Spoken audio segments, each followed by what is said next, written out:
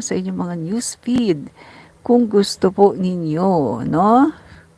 Kung ayaw nyo talaga. Yan.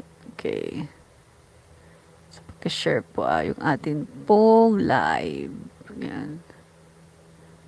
Share lang po natin ang ating live. Okay. Share natin ang ating live. Okay. Jujula sayang, aku tak menampak. Biar semua jelaslah berbeda. Jika nanti aku yang harus pergi, ku terima walai sakit hati. Arcs, hi Arc, and Irwan CR7 Rika, hi. Yan. Hi din sa iyo, Irwan CR7. Wang Yu, pa-shout out po. Shout out sa iyo, Wang Yu. Yan. Yu Wang.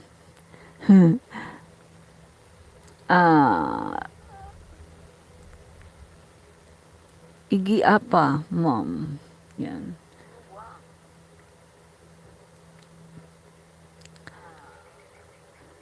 Ang Gebson Maribao, ang lupit kasi ng idol mo, haha, yung tax pala, i-ano mo rin, haha, pati SS, naku naman. SS, good news po ang SS natin, no? Good news. Lahat tayo ay makikinabang dyan. Ku terima walau sakit hati. Jujurlah sayang, aku tak memampa. Biar semua jelaslah berbeda. Jika nanti aku yang harus pergi, ku terima walai sakit hati. Ku terima walai sakit hati. Okay. So, nag-share lang muna tayo, no? Mga kaibigan, no? Share muna tayo sa ating group at sa ating newsfeed, no? Para may makapanood din. Yan. Okay, para may makapanood, no? Yan. Share muna tayo. Isa na lang pong share. No, sa akin namang messenger. Yan. Jujurlah sayang, aku tak memampa. Yan, okay. So, okay na po. Yan, nakapag-share na tayo, no? Nako, ang hilig talaga ng mga DDS sa mga fake news. Sa fake news lang talaga kumakapit yung mga DDS, oh. Yung pinapakalat nila na utang daw, no? Ni PBBM. Pero meron ngang nag-ano, guys, tiningnan lahat ng pagkakautang mula kay President Marcos, no? Hanggang kay PBBM. At nasa top, mga kaibigan, si Duterte, no? Si Duterte po ang nasa itaas. Pinakamalaking utang, no? Tapos ang pinakamababang utang naman ay si President Marcos Sr., no? So, on top po si Duterte sa pinakamalaking utang. At take note, pinakamalaki na nga ang utang, wala pang nagawa. Pinakamalaki na nga ang utang, lubog pa ang Pilipinas, no? So, yan po ang Duterte legacy. Ang lupit, ang laki ng utang, lubog ang Pilipinas, no? Yan po, ganyan po kalupit, no? Ang dating Pangulong Duterte. Ibinaon ng Pilipinas sa utang, pero wala namang nangyari sa kanyang utang. Lubog ang Pilipinas, no? Pero ngayon, nakakaahon na mga kaibigan ang Pilipinas. Tignan nyo, inflation nga lang natin, 0.9%. Pinakamababa ito mga kaibigan, no? Grabe. Pinakamababa. Yan. Diyan po makikita, no, na ang mga ikinakalat ng mga DDS ay puro fake news. Wala po talaga kayong aasahan sa mga DDS. So, alam nyo na guys, kapag DDS, fake news. Wala kayong aasahan dyan, no? Okay. At saka, isa pa guys grabe sila napag-alaman namin, 70K. 70K daw, isang buwan. Sabi ko nga, nag-iisip na nga kami ng kasama ko no? Yung kasama ko, kasi dumating yung time na nangangailangan ng malaking pera, nag-iisip na talaga kami dalawa, no? Na mag-DDS na lang kaya kami para yumaman kaagad at matugunan yung mga pangailangan sa pera, no? Kasi kapag DDS ka, talagang yayaman ka talaga.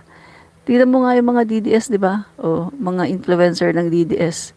Pumupunta lang sa The Hague. My God, nakakapunta ng The Hague, nakakapunta kung saan-saang lupalop ng daigdig. Kasi nga, ang dami nilang ganito.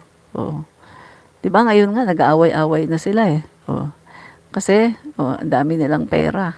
O, nagkakaswapangan sila sa pera. No? Yan po mga kaibigan, kung gustong yumaman, mag-DDS, no? Maganda po maging DDS vlogger. Kung gusto kong yumaman, mag-DDS ako, no? Kasi maganda po maging vlogger ng DDS. Talagang yayaman ka, no? Yan po ang katotohanan. Walang diyan, walang kasinungalingan diyan, no? Okay, so dito na po tayo mga kaibigan. Okay. Punta na po tayo sa ating topic. Yan. Tingnan natin ulit yung ating... Okay. Yan. Punta na po tayo sa ating topic. Bakit parang medyo ang hina yata ng internet, no? So, okay. Yan na. Parang hina ng internet. Okay. So, guys, ito na, no? Mapunta na tayo sa topic natin. Eto na. Yan. Okay. So, eto na nga mga kaibigan, no? All eyes po ang mga Pilipino bukas, mga kaibigan, no? Tayong mga Pilipino, all eyes po tayo bukas sa Senado. Bantayan po natin ang Senado, mga kaibigan. Bakit po kailangan nating bantayan ang Senado? Dahil napapabalita po mga kaibigan na bukas po ay magsasabuatan na naman ang mga senador na alam mo na mga kaibigan na mga nasa panig ng mga crocodile.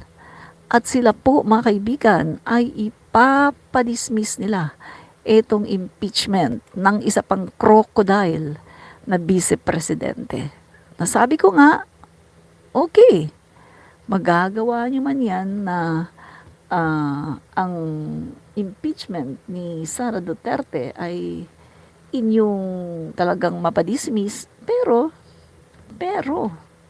mananatili sa utak ng mga Pilipino na siya ay isang tumataginting na magnanakaw. Yan lang yan mga kaibigan, no? Dahil hanggat hindi niya, tandaan nyo hanggat hindi niya malinis ang kanyang pangalan sa taong bayan sa pamagitan ng trial ng impeachment, mananatili sa isipan ng bawat Pilipino na siya ay isang tumataginting na magnanakaw. Yan. Kaya nga mga kaibigan very ironic kung ikaw ay isang katulad mo, no? Kung ikaw ay vice-presidente, kunwari ikaw si Sara, At kung wala ka talagang ginawang masama, kung wala ka talagang ninakaw, kung lahat ng mga ginawa mo sa iyong ahensya ay tama, ikaw pa ang magkukumaghog na umpisahan ang trial para luminis agad ang iyong pangalan. 'Di ba? Ikaw pa ang magsasabing, bilisan na natin, mag-trial na tayo para matapos na ang lahat, para mailatag na lahat ng mga ebidensya. Pero dito mga kaibigan, mali po eh. Mali ang nangyayari dahil ang vice presidente ang nagpapadismiss, ang vice presidente ang pumipigil. At dito sa kanyang ginawa niyang pagpipigil ay ang dami po niyang mga kinakausap at kinakasabwat para talagang mapigilan at ma-dismiss ng tuluyan itong impeachment. Kaya nga mga kaibigan, yung sinasabi ko, ito rin po ang sinasabi ng taong bayan. Hanggat hindi siya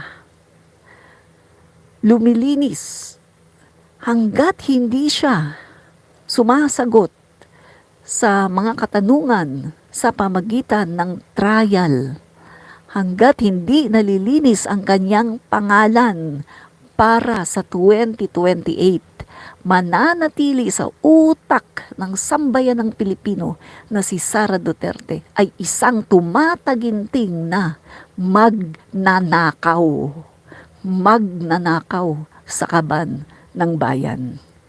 Kaya nga 'di ba, maraming mga nagsasabi sa kanya na kung ako sa iyo ay huwag mong pigilan ang trial para yan sagutin mo, para masagot mo ang lahat ng katanungin sa iyo. Malinis mo ang iyong pangalan. Pero dito, kitang-kita natin ang pagmamanipulate ng kampo ni Sara Duterte para ipadismiss ang impeachment na hindi pa nga nadidinig at hindi pa nga na ilalatag ang lahat ng ebidensya ay pinapadismiss na. Kaya mananatili sa utak ng mga Pilipino na si Sara Duterte ay isang tumataginting na magnanakaw sa kaban ng bayan. Ninakaw niya ang ating mga buwis, ang ating mga pera. Mananatili sa utak ng mga Pilipino na siya ay isang kawatan magnanakaw. Diba? Yun lang yun mga kaibigan eh. Magnanakaw. Si Sara Duterte ay isang magnanakaw. Magnanakaw. Kawatan. Magnanakaw. Magnanakaw. Kasi yan talaga mga kaibigan, no? Naka-instill na yan sa utak ng mga Pilipino na siya ay isang magnanakaw hanggat hindi niya mapapatunayan at malinis ang kanyang pangalan through trial sa impeachment. Mananatili ang isipan ng mga Pilipino na siya ay isang magnanakaw, magnanakaw, magnanakaw, magnanakaw, magnanakaw, magnanakaw, magnanakaw, magnanakaw. Ganun po siya. Isa siyang magnanakaw, kawatan sa kaban ng bayan. Si Sara Duterte ay isang kawatan, magnanakaw. Yan po yan mga kaibigan. Pero, kung siya ay haharap sa impeachment at mapatunayan niya na wala siyang kasalanan, vindicated po siya. At lahat ng nag-aakusa sa kanya na siya ay nagnakaw, lahat yun ay mapapahiya. Pero, dito sa nakikita natin, mukhang walang ganun eh. Mukhang wala siyang balak na humarap sa impeachment dahil ginagawa lahat ng paraan ng kanyang kampo i-manipulate sa utos din niya. No? I-manipulate para ipadismiss itong impeachment. Kaya, mananatili sa utak ng mga Pilipino na siya ay isang magnanakaw. Magnanakaw. si Sarah ay isang magnanakaw, magnanakaw, magnanakaw, kawatan, kawatan, tatak, kawatan. Diba? Yan po ang katotohanan, no? Trigger na trigger yung mga DDS dito. Trigger na trigger sila, oh. Oh, sabi ng butiki, oo daw, no? Trigger na trigger ang mga DDS, no? Yan. Totoo naman ang sinasabi ko eh, no? All eyes on Senate tomorrow. Duterte senators at yung mga sinasabing di umano na nabayaran ay i-attempt nila to kill the impeachment, no? And citing the final Supreme Court decision. Gaano ito katotoo? Abangan natin bukas. Kung magkatotoo, ibig sabihin, totoo pala lahat ng paratang na may sabuatan, di umano. Diba? So yan po, magnanakaw. Yan po ang patuloy na nasa isip ng mga Pilipino. Kung hindi siya haharap sa trial, siya ay isang kawatan, magnanakaw. Yan, di ba? Kawatan, magnanakaw. Magnanakaw, kawatan, magnanakaw, walang hiya, hindi na siya nahiya, na ang ninakaw niya ay pera ng bayan, hindi na siya nahiya, ang ninakaw niya, pera ng bayan. Walang hiya, ano? Hindi na nahiya eh. Walang kahihiyan, ang ninakaw niya ay pera ng bayan. Pero wala talaga siyang kahihiyan, di ba? Yan.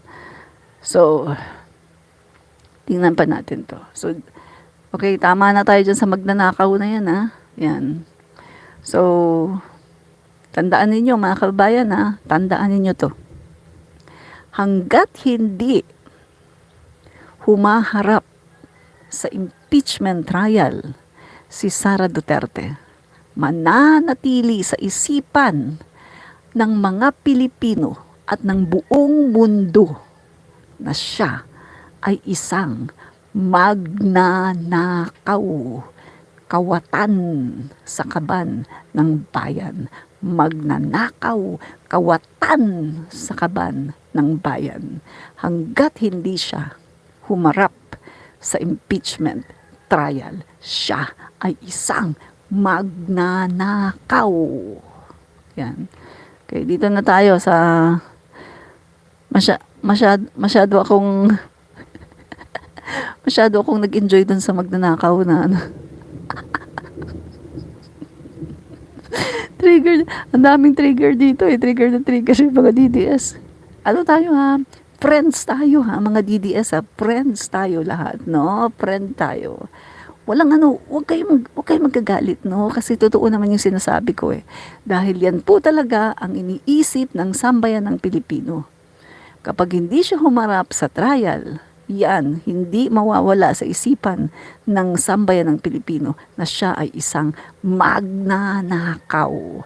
Magnanakaw. Magnanakaw. Kawatan. Yan, yun no? Kawatan. Yan. Tingnan nga natin kung maganda ang sounds natin. Kawatan. Trigger na trigger yung mga trigger ang mga DDS, no? Yan, kawatan. Yan. Okay, dito na tayo, no? Sa ating susunod na topic. Yan. So, eto nga mga kaibigan, on fire na naman itong si Cheese Escudero, no? Alam niyo ba mga kaibigan na ito po, ayon po sa politiko, no? Ang politiko po ay isang media, no? Isang I think mainstream media yata ito eh, no? Kasama sa mga mainstream media. Ang sabi po ng politiko, namataan po nila, no? Meron silang screenshot na itong si Cheese Escudero ay 2 beses na pabalik-balik sa Kongreso, no? So, Cheese visits Batasan not once but twice, no? So, eto mga kaibigan, no? Para cheese gorado. Para cheese gorado. Ang 142 billion pork, no? Sabi ng politiko ha, para cheese gorado, ang 142 pesos billion pork. Escudero visits Batasan. Not twice, but not once, but twice. Hindi daw isang beses, kundi 2 beses daw na itong si Cheese ay bumisita sa Batasan, no? During BICAM. Noong July 27, mga kaibigan, no, July 27, ito po ang isinulat ni Ariel Gerald Tolentino, no, ng Politico. Sabi niya, Senate President Francis Escudero appeared to go the extra mile, literally and politically, to ensure the 142.7 billion budget insertions made it into the 2025 General Appropriations Act. Politico obtained a screenshot from Batasang Pambansa security footage showing Senate President Francis Escudero walking through the North Wing hallway toward the office of House Speaker Martin Romualdez. The visit took place past 2 p.m. on November 30, 2024.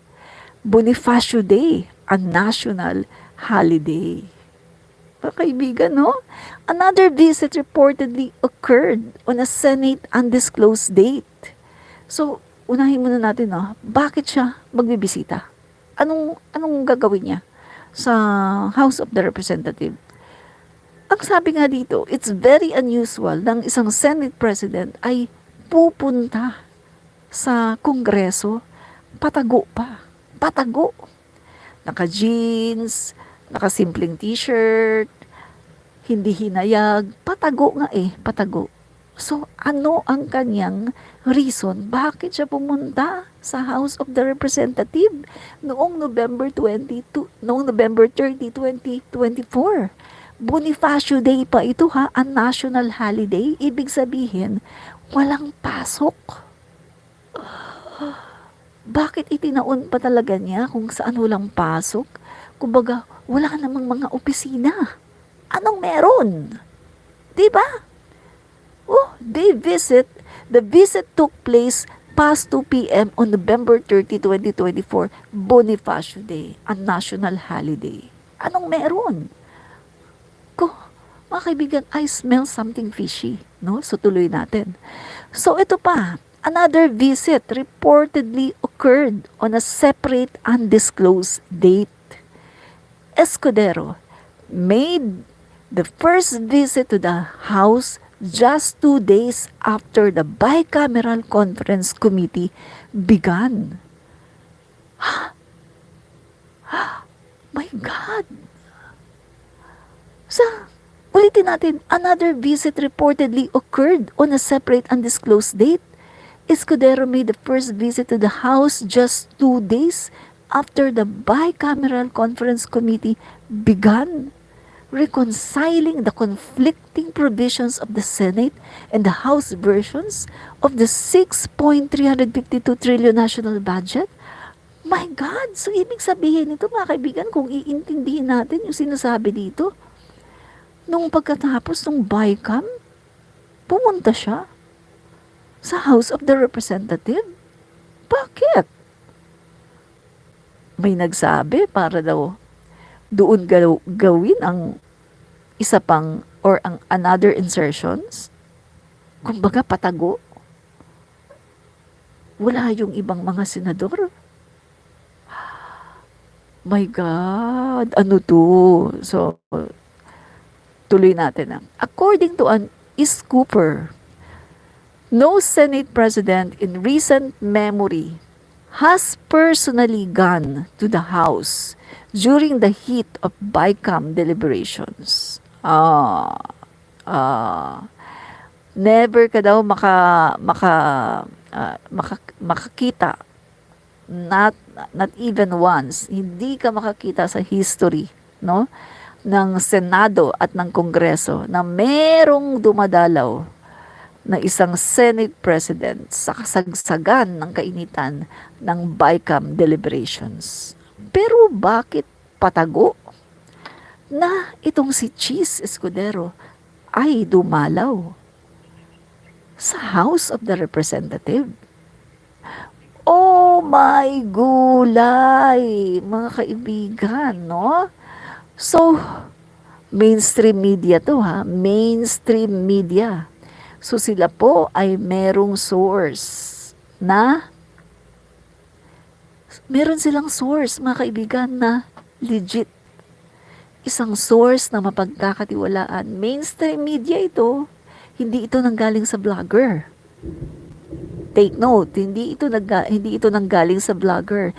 Ito ay nanggaling sa mainstream media. Alam mo naman siguro pag mainstream media, hindi sila pwedeng mag-fake news, magbintang-bintang dahil sila ay masa-cyber libel kasi sila ay merong accountability na tinatawag, no? Dahil sila ay kasapi ng kapisanan ng mga broadcaster ng Pilipinas at meron silang mga code ethics. So, hindi sila pwedeng mag-fake news.